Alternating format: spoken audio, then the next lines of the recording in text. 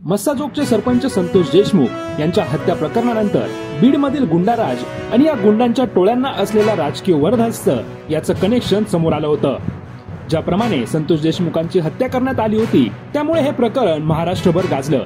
सत्ताधारी पक्षातील आमदार सुरेश धस आणि सामाजिक कार्यकर्त्या अंजली दमानिया यांनी हे प्रकरण लावून धरलं आणि या प्रकरणातील राजकीय सहभाग उघड करण्याचा प्रयत्न केला। अखेर धनंजय मुंडेंच्या निकटवर्तीय वाल्मिक कराडसह या खुनातील आरोपींना तुरुंगात टाकण्यात आलं।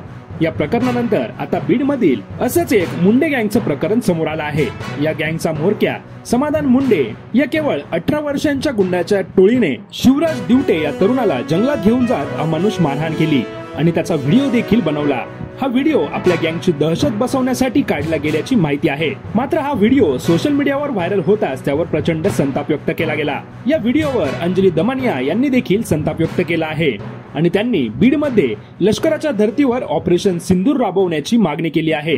बीड जिल्ह्यामध्ये सध्या गुंडगिरी, राजकीय वरदहस्त असलेले स्वयंघोषित दादा, भाई आणि दिवसेंदिवस वाढणारी दहशत यामुळे सामान्य नागरिकांचे जगणे कठीण झाले आहे आणि त्यामुळेच बीडमध्ये ऑपरेशन सिंदूर राबवण्याची मागणी अंजली दमानिया यांनी केली आहे।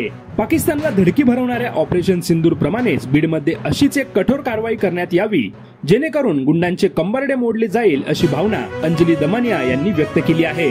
अंजली दमानिया म्हणाल्या, सीमेवर जसं ऑपरेशन सिंदूर केलं गेलं तसं महाराष्ट्रात बीडमध्ये करावं लागेल। परळी सारखा भाग आता दहशतीचा अड्डा बनला आहे। 18 वर्षाच्या मुलाच्या गटाने ज्या प्रकारे मारहाण केली ते दृश्य पाहून संताप येतो। यापुढे याला सहन केलं जाणार नाही। अंजली दमानियांच्या या मागणीला समाज माध्यमांवर मोठा प्रतिसाद मिळत असून अनेकांनी त्यांच्या मताला समर्थन दिलं आहे तर काहींनी ही मागणी अतिशयोक्तीपूर्ण असल्याचं म्हटलं आहे।